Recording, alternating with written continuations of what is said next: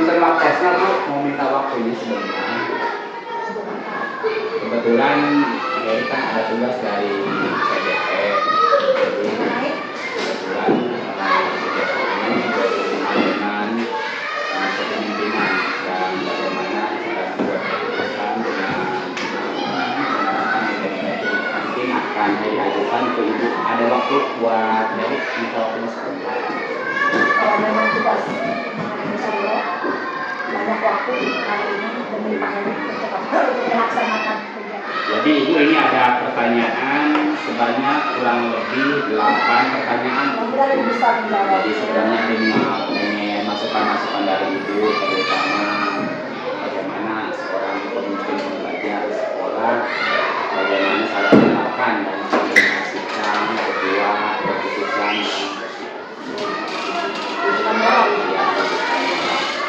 Jadi bisa langsung mulai Bu ya? Jadi ada pertanyaan yang pertama nih Bu. Selama ini bagaimana Ibu dapat mengidentifikasi kasus-kasus yang merupakan dilema etika atau duduk kamera? Untuk mengidentifikasikan atau duduk kamera tersebut, ya mungkin Ibu akan mempelajari permasalahan-permasalahan yang dihadapi tersebut. Apabila permasalahan tersebut mempunyai nilai-nilai yang sangat tinggi untuk kepentingan personal atau kepentingan bersama, yaitu pasti oleh Ibu akan langsung eksekusi masalah tersebut. Apa itu langsung dieksekusi sama Ibu akan Ibu pelajari dulu dan seperti apa permasalahan tersebut. Apabila permasalahan tersebut mempunyai nilai-nilai yang sangat tinggi dan kewajiban yang sangat tinggi menunjang kepada personal ataupun kepentingan bersama, ya Ibu akan langsung akan eksekusi karena menurut itu adalah sangat baik. Lanjut ke pertanyaan kedua Bu. Selama ini bagaimana Ibu menjalankan pengambilan keputusan yang mana terutama untuk kasus-kasus di mana ada dua kepentingan yang sama-sama benar atau sama-sama mengandung nilai kebajikan. Bagaimana menyikapinya? Untuk menyikapi hal tersebut, apabila kita mempunyai permasalahan yang berbenturan yang sama, mungkin Ibu akan melihat kepada permasalahan yang mempunyai loyalitas terhadap kepentingan. Loyalitas yang tinggi tersebut yang akan Ibu dahulukan, prioritaskan, apalagi dengan kejujuran. Dengan murid gimana? Bisa masuk? Bisa masuk. Yang tekan murid dulu. Ibu mengambil keputusan itu berbasis prinsip tiga itu ya, yang bertanggung jawab, memiliki nilai-nilai universal, kejujurannya, dan jangan berpihak pada murid terutama. Ini pertanyaan ketiga Bu, langkah-langkah atau prosedur seperti apa yang biasa Ibu lakukan ketika mengambil keputusan tersebut? Apabila langkah yang dilakukan, apabila akan mengambil keputusan, mengumpulkan data-datanya, fakta-fakta yang validitas atau tidak. Apabila fakta tersebut oleh Ibu sudah sudah ditemukan, Ibu akan berkoordinasi dengan sesama guru, berkolaborasi, istilahnya minta masukannya, supaya keputusan tersebut bisa dilaksanakan dengan baik, tidak asal memutuskan. Pertanyaan berikutnya nih Bu, hal-hal apa saja yang selama ini Ibu anggap efektif dalam pengambilan keputusan pada kasus-kasus dilema etika? Akan Ibu ambil, mencari dulu data-data yang akurat, berkoordinasi dulu dengan guru-guru apakah data tersebut fakta-fakta itu akurat atau tidak. Apabila data tersebut sudah akurat, maka kita lakukan eksekusi. Lanjut Ibu ya. Pertanyaan berikutnya nih yang kelima nih. Selama ini merupakan tantangan dalam pengambilan keputusan pada kasus-kasus dilema. Hal-hal yang selama ini merupakan tantangannya. Biasanya kalau bahasa tantangan, apabila Ibu mengambil keputusan, kadang-kala ada misalkan seseorang yang merasa oleh Ibu dikorbankan. Padahal Ibu tersebut bukan mengorbankan, kita ini memberikan jalan seluas-luasnya supaya mereka ini melaksanakan lebih baik lagi, supaya mereka tidak melakukan hal-hal yang yang melakukan dua aturan ataupun melakukan hal-hal yang diulang-ulang. Pertanyaan ke-6 Bu, sudah 3 pertanyaan lagi. 6, 8. Apakah Ibu memiliki sebuah kata-kata atau jadwal tertentu dalam sebuah penyelesaian kasus dilema etika? Apakah Ibu langsung menyelesaikannya atau memiliki sebuah jadwal untuk menyelesaikannya? Beberapa langkah yang diambil. Langkah pertama kita mengadakan diskusi dulu, komunikasi dengan guru, dengan guru setelah yang akan disampaikan. Mencari fakta. Kalau misalkan fakta tersebut sudah mendukung, sudah ada fakta pendukungnya, kita eksekusi. Buat keputusan tersebut. Ya, tidak langsung kita ini supaya kita efisien kadang-kadang supaya jangan ada orang yang dikorbankan oleh kita. Pertanyaan selanjutnya Bu, adakah seseorang atau faktor-faktor apa yang selama ini mempermudah atau membantu Ibu dalam pengambilan keputusan dalam kasus dilema etika? Biasanya Ibu sama untuk mengambil keputusan tersebut, Ibu mencari fakta dulu dan Ibu berkomunikasi dan komunikasi dengan guru, terutama guru yang tahu tentang permasalahan kasus tersebut. Yang bersinggungan langsung gitu ya? Langsung, apabila guru tersebut permasalahan kita tak tahu permasalahannya, ya kita komunikasikan, baru kita fakta tersebut ataupun kasus tersebut kalau kita baru dilakukan. Pertanyaan terakhir Bu ya, dari semua hal yang telah disampaikan tadi, pembelajaran apa yang dapat Ibu petik dari pengalaman Ibu ketika mengambil keputusan yang berbasis dilema etika? Sama seperti tadi, apabila kita mempunyai permasalahan etika, kita tidak langsung memutuskan, kita mencari faktanya, berkoordinasi dengan guru, sehingga kalau kita sudah tahu permasalahan tersebut, yang kita fakta-fakta tersebut yang kita laksanakan. Setelah kita melaksanakan, Ibu pantau. Ketika sebelum mengambil keputusan, waktu mengambil keputusan, dan setelah mengambil keputusan, Ibu juga tetap memantau hasilnya seperti apa. Ibu, mungkin hanya itu saja pertanyaannya.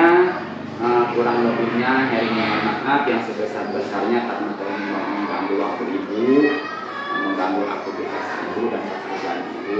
Sekali lagi Heri minta maaf dan aku menyampaikan ini Ibu membantu Heri karena ini merupakan salah satu program tugas dari pendidikan guru penggerak itu. Jadi satu yang pertama gitu Heri minta doa restunya dari Ibu, yang kedua minta doanya juga supaya diberi kelancaran dalam menghadapi program pendidikan ini. Mungkin hanya itu saja Bu ya. Pak Heri yang penting Ibu mendukung apa yang Pak Heri sekarang melaksanakan tugas negara yang mudah-mudahan itu akan cepat selesai. Amin. Diberikan kemudahan dan kelancaran. Apa yang Ibu berikan dan apa yang Ibu mungkin Ibu tidak bisa membantu maksimal, hanya yang bisa apapun yang tidak bisa memberikan maksimal, mudah-mudahan Ibu sebagai pemimpin Ibu bangga terhadap Pak Heri, salah satu dia terpilih sebagai guru. Terima kasih waktunya.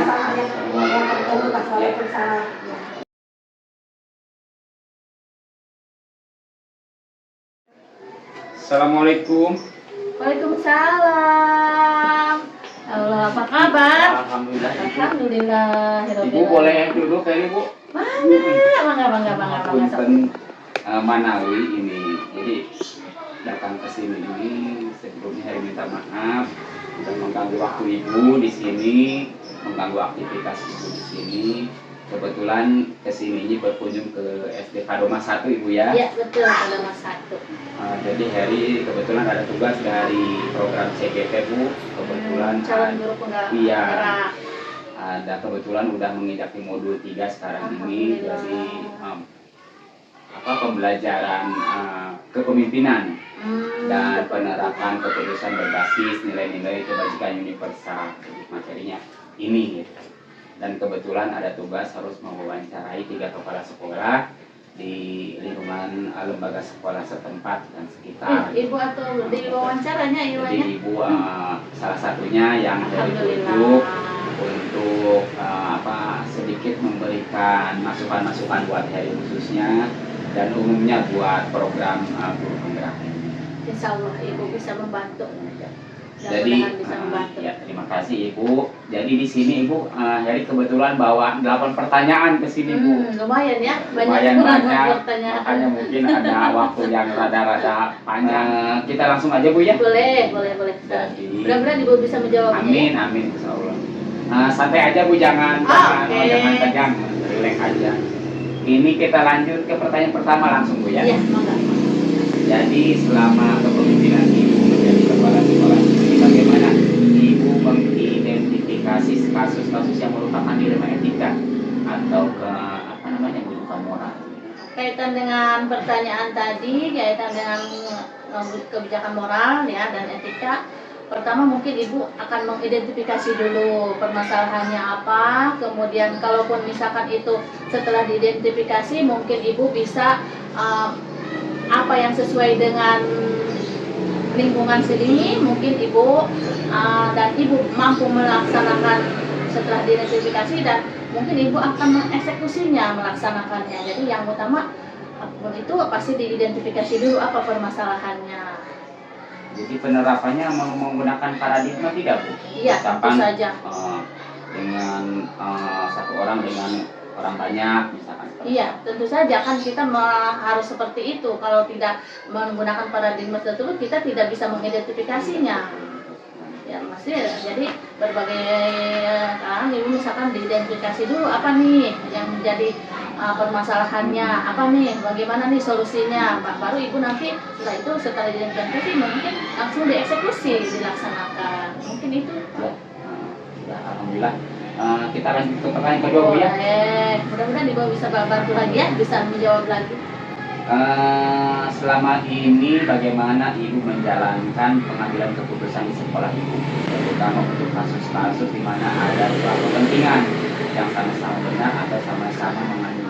Kaitannya dengan kebijakan-kebijakan tersebut yang sama-sama pentingnya, mungkin Ibu juga akan tetap melihat mana yang lebih kuat porsinya. Jadi mana yang lebih diutamakan, misalkan tentunya yang lebih loyalitas ke kita, apakah itu misalkan Ke lembaga sekolah. ya ke lembaga sekolah. Tentunya tidak mungkin Ibu mengambil kebijakan tersebut dengan di luar kebijakan Ibu kan, kebijakan dengan loyalitas tersebut. Jadi mungkin dengan memprioritaskan yang Ada skala prioritas itu ya. memprioritaskan skala prioritas yang ada kaitannya dengan loyalitas ke sekolah kita. Mungkin itu.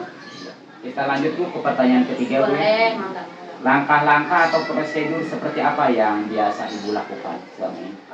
Kaitan dengan pertanyaan yang tadi, tentu Ibu akan mengambil poin-poin yang terpenting dulu ya. Mana apakah yang poin-poin tersebut berkaitan dengan kemajuan sekolah, atau apakah poin-poin tersebut bertentangan dengan sekolah atau kendalanya ke sekolah, dan Ibu juga akan menggunakan paradigma, paradigma, prinsip dan langkah-langkah itu yang Ibu akan gunakan untuk kendala-kendala tersebut. Sudah cukup bagus menurut Heri Maruf, karena memang itu sesuai dengan pembelajaran Heri selama ini. Amin, mudah-mudahan.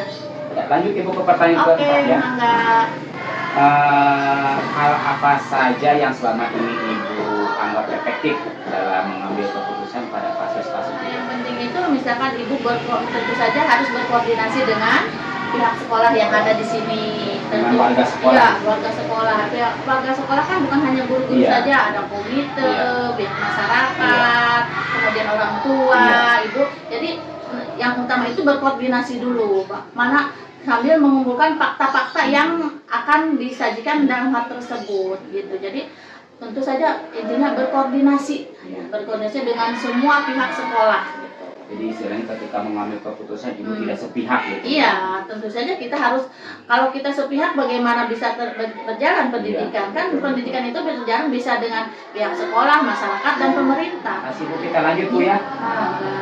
ke pertanyaan berikutnya, dan pertanyaan kelima, hal apa yang selama ini merupakan tantangan dalam mengambil keputusan tersebut? Jadi tantangan itu mungkin tantangan itu kan sifatnya ada yang dari luar, Ya. dari dalam ya. Kadang terutama itu dari luar mungkin ya tantangannya. Tapi bagaimana kita bisa menyikapi tantangan-tantangan tersebut, akhirnya bisa terkendala apapun itu bisa terlaksana. Misalkan kita dengan berkoordinasi dengan semua, dengan cara menjelaskan kepada yang belum paham seperti apa program-program itu, misalkan ibu, ketika ibu kita sudah melaksanakan program nih, itu tantangannya salah satunya. Misalkan ibu sudah melaksanakan program nih, mereka sudah menyetujui, tetapi dari pihak luar yang tidak mengetahui apapun, kadang-kadang itu juga suka ikut nimbrung. Akhirnya program-program yang ibu itu ada kendala juga. Setiap program pasti ada kendala dan ada tantangan, tetapi bagaimana kita bisa menyikapi tantangan dan kendala tersebut. Jadi insya Allah apapun itu, kalau kita bisa menyikapi dan bisa kerjasama dengan semua pihak, tantangan dan kendala itu bisa kita. Mungkin ibu akan konsultasi dengan atasan, bagaimana permasalahannya seperti ini bu, bagaimana. Beliau juga kan pasti memberikan solusi. Jadi apapun itu kendalanya, kalau ibu tidak bisa menyelesaikan, ibu pasti meminta bantuan ke atasan ibu atau siapa saja yang bisa membantu kendala-kendala tersebut, penyelesaian kendala-kendala tersebut. Lanjut ibu, pertanyaan yang keenam ibu. Ya. Apakah ibu memiliki sebuah tata cara atau jadwal tertentu misalnya ketika penyelesaian kasus tersebut? Tentu saja ibu mempunyai jadwal atau apapun program-program. Kalau sesuatu kalau tidak diprogramkan itu mah tidak akan jalan.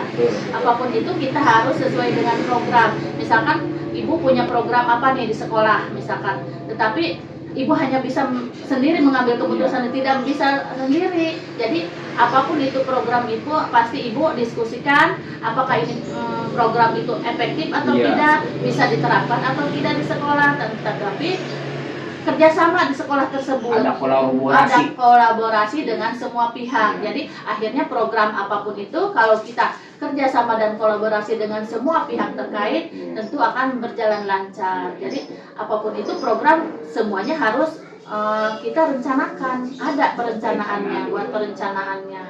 Lanjut ibu ya. Pertanyaan yang ketujuh ini, adakah seseorang atau faktor yang selama ini mempermudah atau membantu ibu dalam pengambilan keputusan tersebut? Tentu saja pasti ada ya faktor-faktor yang membantu keputusan itu. Kan kata ibu tadi, kita mengambil keputusan itu tidak bisa mengambil sendiri, tidak bisa memutuskan sendiri. Apapun itu kita pasti ada yang membantu. Tentu saja guru-guru, masyarakat di sini, kemudian terutama dengan Pak Guyuban, itu juga kemudian dengan komite, itu mereka yang membantu, selalu membantu ke ibu, program-program ibu. Pertanyaan terakhir nih bu, satu lagi nih bu, dari semua hal yang telah disampaikan oleh ibu tadi, pembelajaran apa yang menurut ibu petik, menurut ibu bisa ambil gitu ya, dari pengalaman ketika ibu mengambil keputusan? Setiap pembelajaran itu pasti ada dampak negatif dan positifnya. Dari pembelajaran tersebut, ibu akan mengambil mana yang lebih baik. Dampak misalkan kita melaksanakan program itu harus seperti apa, kemudian kita melaksanakan pembelajaran itu seperti apa. Jadi dampak positifnya itu tentu saja banyak ya, tetapi tidak semua ibu pengambil kebijakan itu bisa berjalan dengan lancar kalau kita berjalan sendiri. Apapun itu kita harus tetap berkolaborasi dengan semua pihak. Jadi pembelajarannya sangat banyak gitu. Jadi apapun itu kita tidak bisa mengambil keputusan sendiri, tidak bisa berjalan sendiri gitu. Apapun kita harus tetap berkolaborasi dengan semua pihak, karena pemerintah, masyarakat dan lingkungan kita itu yang utama gitu. Jadi kita bisa intinya tidak bisa melangkah sendiri. Ya alhamdulillah ibu, itu saja mungkin pertanyaan dari Heri. Sekali lagi Heri minta maaf yang sebesar-besarnya sudah mengganggu waktu dan aktivitas ibu siang hari ini ya. Santai aja, kebetulan ibu juga lagi santai. Heri juga juga minta doanya dari Ibu supaya Insya diberi Allah. kelancaran Amin. dalam menjalani. Amin, amin, amin, amin, amin, amin. Jadi itu saja Bu ya. Enggak. Makasih, Bu. Ya, sama-sama. Assalamualaikum. Waalaikumsalam.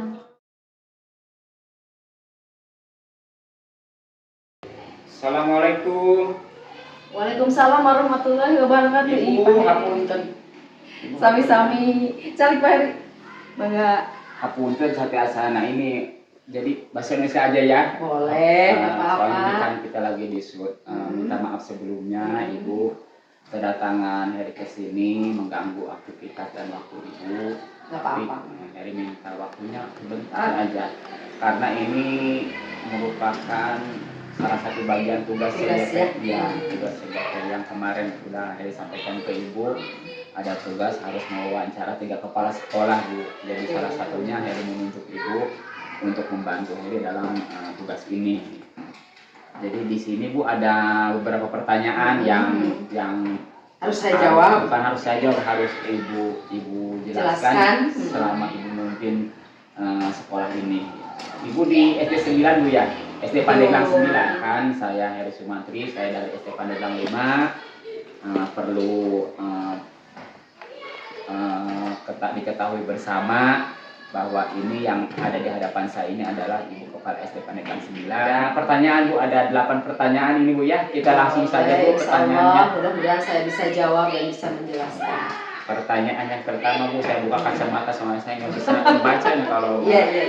kalau pakai kacamata. Pertanyaan pertama nih Bu, selama kepemimpinan Ibu, bagaimana Ibu mengidentifikasi kasus-kasus yang merupakan dilema etika atau bujukan moral? Pertanyaannya Tentang itu ya.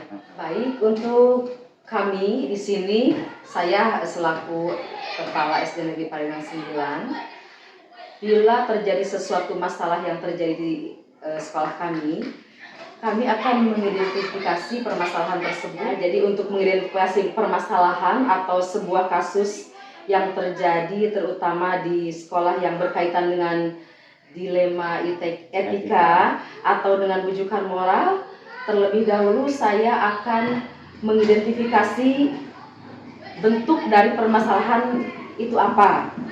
Apakah masalah itu berat atau tidak? Apakah dari masalah tersebut ada sisi positifnya yang mungkin bisa bermanfaat untuk lembaga yang kami pimpin.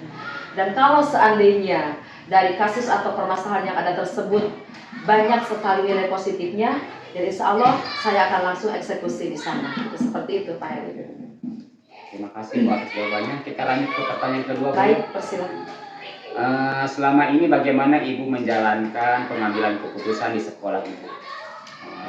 Terutama untuk kasus-kasus di mana ada dua kepentingan yang sama-sama benar atau sama-sama mengandung nilai kebajikan. Dalam hal ini, ketika saya untuk memutuskan mengambil sebuah keputusan terhadap kasus-kasus yang saling berbenturan dan dua-duanya memiliki nilai kebajikan yang porsinya sama, di sini saya akan mengutamakan atau mendahulukan kasus yang memiliki loyalitas yang paling tinggi terhadap sekolah dan juga mungkin melihat dari nilai sisi kejujurannya seperti itu. Jadi ada selain ada nilai intrinsik juga. Betul, seperti itu. Terima kasih Bu.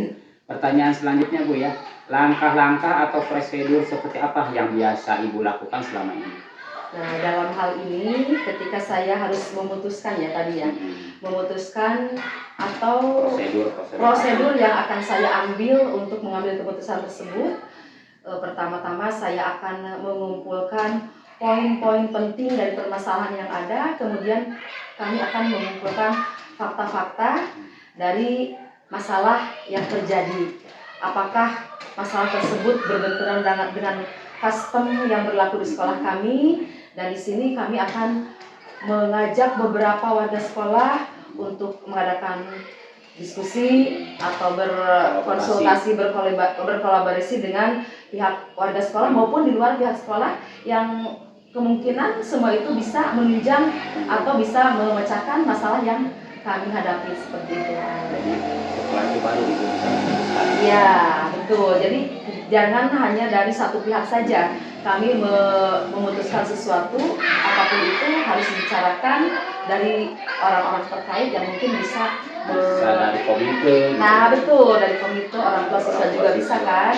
Dan dari situ kita bisa memutuskan apa yang harus tindakan yang harus kita lakukan selanjutnya. Pertanyaan berikutnya nih Bu, hal-hal apa saja yang selama ini merupakan tantangan dalam pengambilan keputusan pada kasus-kasus dilema etika? Nah justru itu, jadi ketika kami atau saya sendiri mengambil suatu keputusan dari kasus yang terjadi atau masalah yang terjadi, di sini saya akan lebih bijak dan cermat. Jadi jangan sampai keputusan yang kita ambil itu dianggap mengorbankan salah seorang dari yang menjadi pusat masalah tersebut. Padahal sebenarnya kami menjadikan dia itu bukan korban. Cuma tujuan kami itu dari penyelesaian masalah ini, saya ingin mendorong orang tersebut untuk lebih maju lagi dan mungkin bisa menemukan hal-hal baru dari kasus yang telah terjadi seperti itu.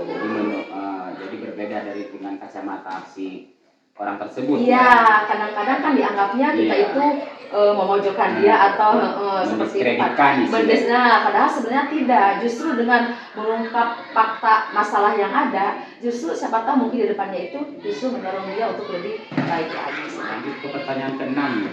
Apakah Ibu memiliki sebuah tata cara atau jadwal tertentu ketika menyelesaikan kasus dilema etika tersebut? Misalkan tempat atau memiliki sebuah jadwal atau bentuk prosedur seperti apa yang Ibu lakukan? Tentu saja Pak Heri, ketika saya mengambil sebuah atau menentukan sebuah keputusan atas permasalahan yang ada, saya akan mengambil langkah yang kiranya hal itu dianggap efektif dan efisien. Mungkin yang bisa saya lakukan, saya bisa berkoordinasi, kemudian berdiskusi atau membicarakan masalah tersebut secara baik-baik, dan di akhirnya diharapkan bahwa semua masalah yang ada itu bisa terselesaikan. Tidak ada tidak ada sesuatu yang merugikan salah satu pihak itu, seperti itu. Bijak gitu ya. Ya itu betul sekali. Jadi kebijakan seorang pemimpin itu sangat dibutuhkan dan emang itu harus dimunculkan. Pertanyaan berikutnya ini, adakah seseorang atau faktor-faktor yang selama ini mempermudah Ibu atau membantu Ibu ketika Ibu melakukan atau memutuskan permasalahan? Pertanyaan dari Pak Heri yang selanjutnya, bahwa ketika saya mengambil sebuah keputusan, saya akan melakukan kajian yang lebih mendalam terhadap kasus tersebut, terutama dengan mencari fakta atau data-data yang lebih konkret dan lebih detail ya, sehingga masalah atau kasus yang ada di sini bisa terselesaikan. Itu bisa dari berbagai pihak, terutama khususnya dari internal sekolah. Di sini dalam hal ini adalah guru-guru atau tenaga kependidikan lainnya, sehingga apapun masalahnya, apapun kasusnya, ketika kita menyuguhkan sebuah data yang konkret dan benar, akhirnya masalah itu bisa diatasi dengan tidak ada iming-iming yang lainnya gitu. Jadi ketika mengambil keputusan itu, Ibu sudah bisa bertanggung jawab dan bisa dipertanggungjawabkan. Iya, seperti itu Pak Heri, karena dengan data-data yang ada, dengan fakta-fakta yang benar gitu di belakang seperti itu. Satu lagi Bu, maaf ya, ini pertanyaan terakhir, pertanyaan penutup ini. Dari semua hal yang telah disampaikan tadi oleh Ibu, pembelajaran apa yang dapat Ibu petik dari pengalaman Ibu ketika Ibu melakukan atau mengambil sebuah keputusan berbasis dilema etika tersebut? Akhirnya kita sampai pada akhir pembicaraan kita, Pak Heri. Mungkin di sini saya harus mengambil kesimpulan bagaimana atau apa yang bisa kita ambil hikmahnya dari semua yang kita bicarakan hari ini, bahwa ketika suatu masalah itu muncul, di akhirnya justru saya akan berharap baik untuk semuanya, baik untuk diri saya pribadi ataupun warga sekolah lainnya, terutama bagi guru, bagi tenaga pendidik lainnya, juga bagi siswa lainnya, dan terutama bagi saya. Di antaranya satu, akan menumbuhkan rasa tanggung jawab yang lebih dari seperti biasanya. Kemudian juga akan memiliki nilai-nilai kebajikan yang universal. Ya, seperti itu. Dan mungkin ini dari semua kasus yang sudah kita pecahkan tersebut mungkin akan berpengaruh kepada perilaku atau karakter murid pada umumnya yang sesuai dengan harapan yang kita inginkan. Jadi Seperti selalu itu. berpihak pada murid Ibu ya. Iya, harus selalu berpihak pada murid karena ujung tombak keberhasilan pendidik, kepala sekolah, guru terutama di sini itu ada pada murid. Ujung tombaknya murid. Keberhasilan murid itu adalah salah satu kunci keberhasilan guru. Betul Seperti sekali itu. Bu, itu sesuai dengan filosofi Ki Hajar Dewantara. Amin, amin, amin. Terima kasih, ini sangat menginspirasi saya secara pribadi dan membantu saya juga dalam tugas ini. Sekali lagi Heri mohon maaf, minta maaf sama Ibu sudah mengganggu waktu dan aktivitas Ibu siang ini. Mungkin tidak panjang lebar, Heri pamit langsung ke sekolah lagi ya. Oh iya. Ibu terima kasih Bu ya. Sama-sama, saya juga ucapkan terima kasih atas ilmu yang ini sebenarnya ilmu bagi saya juga ya. Ketika Pak Heri memberikan pertanyaan pada saya, otomatis saya harus menjawab. Di sana ada ilmu yang masuk ke tugas yang harus saya emban dan harus tercipta di sekolah saya seperti itu. Terima kasih sama-sama Pak Heri. Salam buat ibu guru semua. Mangga, hatur nuhun. Ya, assalamualaikum. Waalaikumsalam warahmatullahi wabarakatuh.